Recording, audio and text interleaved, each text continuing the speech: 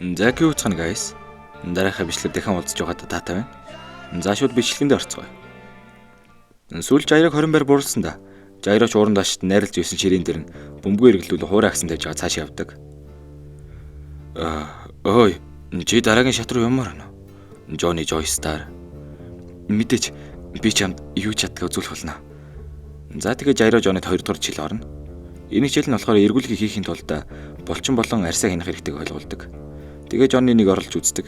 Эхэндээ уг нь айгүй дайггүй явжсаа бэлдэж байна. Johnny, оролдооны 2 дугаар шат 1200 км-ийн зай цөлд болно.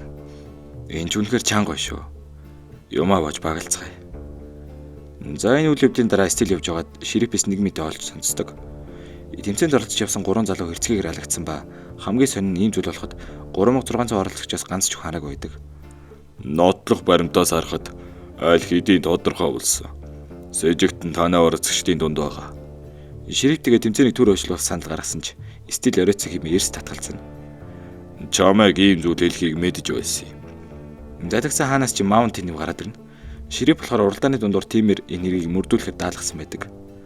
Тэгэл тийм хэргийн газрыг харж байснаа үүнтэй төстэй нэг аллагын хэргийн талаар ярьж өгдөг. Аризонагийн цөлийн хаан ихтэй солиор унсан газарт хөрсөн хүн бүр нуусдаг хүчтэй болдог ба жүтгэрийн сүнснүүд гарч ирэн шүглдэг гэсэн домог байдаг. Нэг өдөр цагаан арьс дээр тэндээс маргад тайгаад гэртээ харьцан бөгөө түүнээс хойш энэ дэр бусдыг иймэрхүү байдлаар алж хэлсэн. Хожим нь өөрийгөө нүхлийг ухаарсан мэт өөрийгөө бууцсан гэдэг. Гэхдээ тэр чинь өвчгсөн юм бол сэжигтэн болохгүй шүү дээ. Үүнээс дагвалтын байдал тод харагдаж байна. Бас голд нь ялгахтаар тэмдэг байна. Гэхдээ наадах чинь нотлох баримт болохгүй шүү дээ. Үгүй ээ, гарцааг бод. 2 дугаар эхлэх болжээ. Санта Марина Новелла сүмээс хөшөө төндий хүртэл явна. Хоорондын зайны ойролцоогоор 1200 км ба 12-оос 18 хоногт болно. Жайро, энэ үе булгануудын өрсөлдөөн болох бололтой. Хүмүүсийг хэр ол ивч чадах нь хэр ол усгүй явж чадхаас хамааралтай. Энд хутагтай зам үзүүлсэн байна. Эхлээс бид хойд зүг рүү явах хэрэгтэй. 50 км явсны дараа эхний удагт хүрнэ. За тэгээ 2 дугаар үе албан ёсоор эхэлнэ. Тэгтэл Жайро яг л эхний үе шиг ганцаараа сугараа гараад ирнэ. Тэгснээ бүр эхний хотыг үл тоон чиглэлээ өөрчлөн шууд цөдрөө өвчдөг. Энэ зүгт нь болохоор ходог 150 км-ийн дорш ерөөсөө байхгүй. Ямар ч өтгөрөө хийгээд байгаа юм. Жайро Зипери ядаж надад ингэж хурдлах шалтгаан хэлээч. Юу? Бидэнд ижил зүйл хийж буй өрсөлдөгчд бай. Хамж юмар өнө. Энэ хамгийн богино зам. Энэ замаар тэднийг гүйцэнэ. Сандманы хүртэл. За тэгэл манай хоёр явж исэн чинь хадны цанаас дэм шүршээ Жайрогийн чихэн цолчдөг. Юу вэ гэж гайхаларсан кактусны зөөдөг. Ямар нэг амтан болон хүн ойртох үед агарын чичирхийлээс бол зүүн ургамлаасаа гарч ирдэг кактусыг чооло гэдэг. Үүнийг нь болохоор хадагтай Робинсон гэх оролцогч тэр хоёрын замд урах хөлн тавьсан байдаг. Манай хоёр ч үүнийг ойлгоод зүгтаасан гай болж Johnny-гийн морины хазарын ноноод нүрээрээ нэг буудуудаа газар унчдаг. Johnny Joy Star хурдан мориндоо морд зүгээрээ цаашаа би яв гэж хэлсэн шүү. Би энэ замыг чамтай хамт туулна гэж амласан. Гэхдээ бид өрсөлдөх чивэр байгаа гэдгийг санаарай. Уралдаанд бол уралдаа. Би цусаа арчиж чамайг гүйцэж очих болно. Тийм ээ. Бид хоёулаа өрсөлдөгчд. Тиймээс би цааш явах болно. Би тэгвэл мө золовсгар руу явах болно. За ингэж аяра уурлал тэмцээний дүрмийг үлдэн бөмбөгөө гаргаж ирэн яг шидэх гэсэн чоолоонууд нь будаа шидэж чаддаг бөмбөгөө алдчихдаг. Тэгсэн нөгөө гар нь биесээ баахан шавж гаргаад ирнэ. Энэ гар нь болохоор биедээ шавж үржүүлдэг юм байлээ. Энэ шавж нь нисэж явахдаа ялгаруулдаг өндөр даралтад дурдтай бөгөөд чоолог зүгээ чөлөөтэй бодоход өргөдөг айхтар шавжнууд. Чи миний гам бөмбөгнүүдийг газар шидээд л мартагчихна гэж бодоо юу. Нөгөө Жайрогийн бөмбөг газар унсан да. Тэгээ бөмбөгөөрөө газар чичиргээ үсгэн чоолоонуудыг өөрийнх нь эсрэг ашиглаа. Өөрийнх нь аргаар ялч чаддаг. За тэгээ тэр хоёрын тулаанд дуусны дээр Маунтин тим Робинсны морин дээр ирсэн байдаг. Энэ биш вэ? Тэдний морины тахнаас шал үргэцдэг. Миний мөшөж байгаа морины тахнууд яалтчгүй нэгүр дамжиж өнгөрсөн. 30 минут юм. Энэ жаахан гинтийн байж магадгүй. Гэхдээ би Европын нэгэн сонинд байсан нэгэн түүхийг танилцуулахыг хүсэж байна.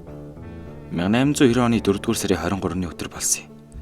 Дээр усад Марко гэх 9 настай хүүхэд байсан. Түүний гэр бүл язгууртуудын зарт нарын игнэнд байсан.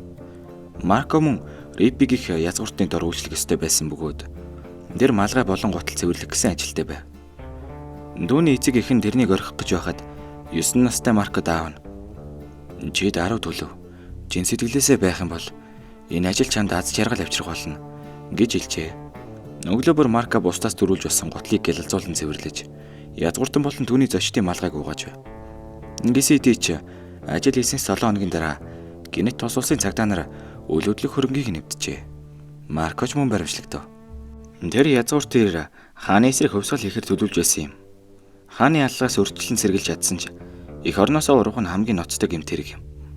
Магнатерийн хувилдаа намтрагчид болон дүүний гэр бүлийг шүүхэд өгч заазаар авах ял онооч. Нотлох баримтаас авч үзвэл дус эдлэн даалгын төлөвлөгөө төлөвлөсөн байсан бөгөөд Марког мөн гэр бүлийн нэгэн хэсэг гэж үздэг байв. Учир нь тэр өглөө болгон язгууртын ир болон дүүний хамтрагчдын гутлыг цэвэрлдэг байсан тул тэр энэ талаар мэдэж байсан гэдэгт эргэлзэх зүйлгүй гэж тэд хэлдэг байв. Заазаар авах арга бол толгойг нь таслах байв. За энэ түүх нь болохоор утгагүй учир цанхлын тайлгад ойлгомжтой болоо явчихна. Ярихгүй л харин болохгүй болж утсан юм. Зак тэгээ манай Жоны ч нөгөө бөглөөрөө баахан оролцоор эргэлдүүлж чадна. Гэхдээ ч ариу ерөөсө тоодгүй. Зүгээр дахиад давтаалаа ялна. Бөглөө хайчуу. Ингэж алга болох учиргүй те. Юу чимээ вэ? Хаанаас вэ? Баг зэрэг чийгтэй байна уу та? Энэ үнэхээр морины бүхснөөс гарч ирсэн гэж юу? За тэгсэн нэг нөхөр манай хоёрын байрлаж байсан газараар эргэлдээд харна. Манай хоёр сэрэмж аваад Жоны зэвсэг авах гээд жариг ачаанаас өнөг жаалах үгийн тухай сонирн болоо. Сүл тэмдэг олдог. Тэгэл Жоны гайхал асуусан Жайро хүний юм зөвшөөрөл гүйрлээгээд нэлээ уурлана. Яагаад Жайро гам бомгийг ашиглах чадвартай юм бол? Би түүний уг үнцийг мэдхийг хүсэж байна. Жайро тэрхүү ганцаар аврах гэж байсан уу? Жайро болов хүү хоёр хоорондоо ямар харилцаатай вэ? Уралдааны шагнал 50 сая доллар. Энэ тухай миний хэлж чадах зүйл гэвэл Жайро энэ асуултуудад хариулах цаг удахгүй ирнэ. Тэмцээний хамгийн хатуу үеийг давах үед. За манай хоёрч тэгэл байжсэн. Тэр яваар нэргэлдээд байсан нөхөр өөрөө хүрээдэрдэг. Хүндэр чахта хортой гүрэлд 2 ургаа зулсан гэх ба манай хоёроос гал авч шархаж хатааж цэвэрлэх хэрэгтэй байна гэдэг. Нилийн эргэлцсэний эцэж Жайро түн рүү ойртолгүйгээр холоос галтай мод чижихөр болно. Тэгсэн нөгөөгөр тэлэгээрээ хоолоогоороо мэдээ алдуулаад шархаа зүсч эхэлдэг ба манай хоёр ч ийм зүйл харчаад бушуухан галаа шидээд хурдан зайлаа гэдэг. Дэгтэл нөгөө гар өөрийгөө боомлж байгаа галаа авч чадлаг хөөснөсхөр газар өмчдөг ба. Жайро босоод эндээс явгээд хажууд нь бисэн цустай утгыг өшгөлсөн чи гутал нь орогдчихдаг. Жайро би түүний нэрийг олчлаа. Андрей Бум тэр 1-р шатанд 10-р байранд орсон юм байна. Түр хүлээгээрээ энэ Бум чи 9-р байранд Бенжамин Бум 11-р байранд Эле Бум яг ижил овг. Тэд энд гуруулаа байна. Манай хоёрч гайхаал нөгөө хоёр бүм нь өөрсдөө ирдэрнэ. Аав хүү охин гурав гэж авчээ. Яг үзэхгээл байжсэн Жайрог нөгөө хотгош хөл сөөлнөөс нь төмөр гараад ирэх ба Жоны сандраал бум өдрөө буутах гэсэн бууныхын дид ангиуд салаад Жайрогийн бие рүү шигдэ орчдөг. Бүр Жайро руу утга нисээ ирсэн чинь гам бөмбөрөө зөксөөгөөд эргүү талаар нь бидээ наач чаддаг ба бөмбөгөө зөрүүлээд аав руу шитгэхэд агаарт нунтглаа алга болгочдөг. Энэ бум өмүүдийн чадвар нь сорон зөвч. Хэрвээ тэдний цус өөр нэг хүний бие төрвөл тэр хүний биедийг сорон золгож ойр хавийн төвөр биетийг нөөртөнд татдаг. Үүний тод жишээ Жайро зэпэрэ. Дээрээ цустай утгыг нь өшгөлж энэ сорон зүүн биетэй болсон. Нөгөө анх ирсэн бум штэ. Тэр бол зүгээр л өрх. Хазуусан гэж ирээ цустай утгандаа өргөн аав дуу хоёр хүлээж хадны цаана өгч байгаа одоол гарч ирдэг. За тэгээ нөгөө хүн Жайрог ганц гал дээр гороогоод өгөх гэдээсэн гээд манай хүнийг ална гэж дайргаад Жайро урдаас нь гам бөмбөг шиддэг. Нөгөө гарч надад хөрөхгүй юм чинь гээл амар петер өвжсэн. Жайрогийн бөмбөг газар огч болов гоноо гизийн хүү татчихдаг. Энэ бол цохилт. Жоны мөрөндөө юмнуудаа ач. Бид энхийг орхих хэрэгтэй.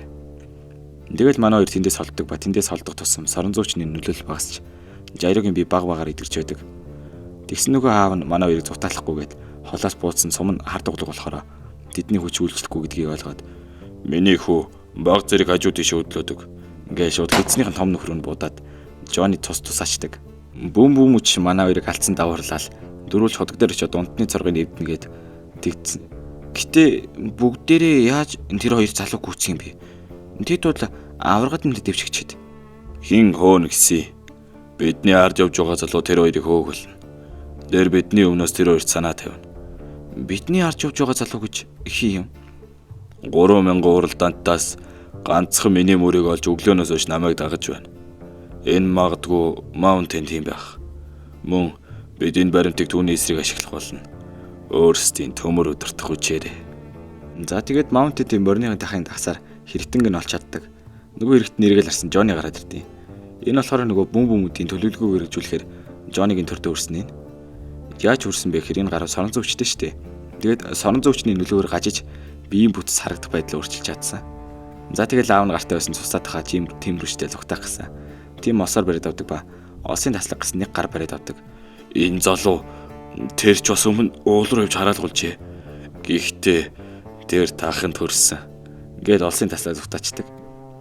Түүнд 2 утга байсан гэж юу. Хэрэг би зөв санаж байгаа бол дүүний нэр Жони Жойстар. Гайхлаа шүү. Тэгэхээр тэр алуурчин байжээ. За тэгэл манай хоёр чудаг руу дахиастай. Тэгсэн араас нь Маунтед нэм гараад ирнэ. Нийтийн өсвөр зам байсан цорон зүүчний улмаас нэр галзуу хурдалж манай хоёр хоошоо татагдж эхэлнэ. Бид хийчихлээ. Гайхалтай. Юу? Яагаад Жони Жойстар мориноос бууцсан байдаг лээ? Жайрооч гэсэн. Тэд ойрлоод байна уу та? Манай хоёр тийм угаасаа ирнэ гэдгийг нь ойлгоод Жайроо бөмбөг хад руу шиддэг. Гэхдээ нэлээ өндөр тосох байх. Бид бүгдээрээ соронзон биетэй болсон болохоор дээр чулуунд төмөр байгаа. Энэ юу вэ? Татж буй нүч. Бу унахын оронд гарамт минь наалтж байна. Гэхдээ энэ арай оройтсан байдаг. Яг гурлаа наалтах гэж байсан тийм хаднаас өөрийгөө уяал арайч нийлдэггүй. Энэ сорон зүй хүч яг хинтээ хамааралтай. Ойлголоо. Бүүм гэрүүлж инхэн буруутнууд байж. Хэрвээ би үүнийг анзааралгүй чам руу дайрсан бол бид бүгд өгөхөж.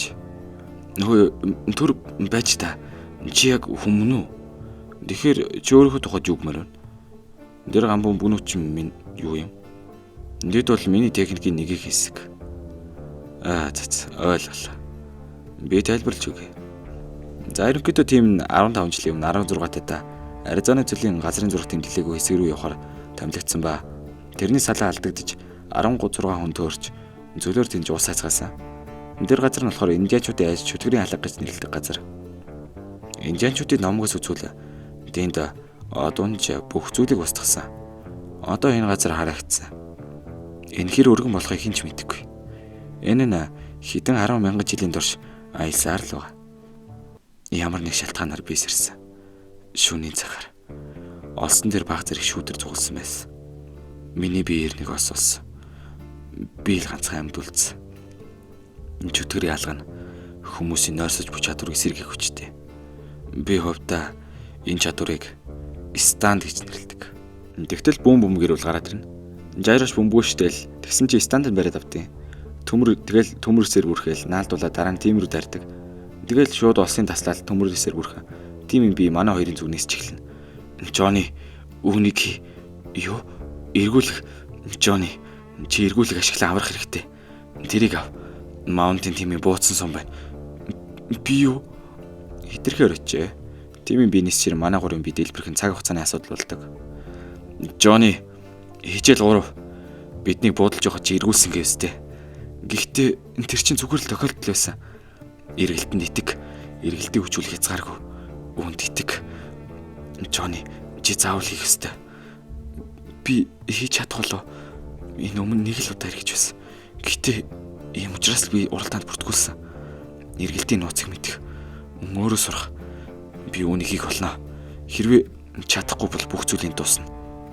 Тэгэл яг Жони ууг нь эргүүлгээ амжилттай хийж байсан ч аав нь гаран дээр нэг шиг болиулцдаг.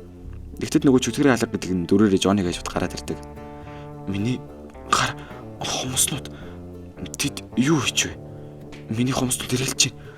Энэ нэрэ стандо. Энэ миний эргэлдэж бүмбүнөөс өөр юм. Аава таны хөл манай Жони чөөрхөө чи гайхал ажилласан. Манай аавыг яаж ина артэрийг чинь таслана да гээл дайрсан. Жони хумсаа эргэлдүүлэл ганц удаа хөлнийх нь ураг тасалдаг. Жайро дахиас юу болоод байна? Хоронууд минь би юу ч мэдэхгүй гэдгээ тангаргалээ. Эргэлзээгүй. Энэ бол станд. За тэгэл манай дэнэдийг дуусгачаал цааш явах гэсэн нөгөө охин чамд барин төрөх боломж байхгүй. Зөвхөн би л та нарын амийг авах гэж байсан гэж бодож байна. Буруу. Өөрийнхөө усаас ирсэн хүнээс суу. Бид чамайг алах гэсэн чи нэгт явж байснаас болоогүй. Тэр хүн чиний толгойд $200,000 амснаас болсон гэдэг. Тэгээд өөрхийн нас барсан аав ахтайгаа хамт зүлдүүлдэг. This is karma bitch. Жайро тэр юу яриад байсан бэ? Чиний асуудал биш. Бодоод үзтээ. Тэр Робинсон ч бас шагналын араас явж байсан уу? Энэ уралдаанд орсон шалтгаан чи юу юм? Офицер Зипери.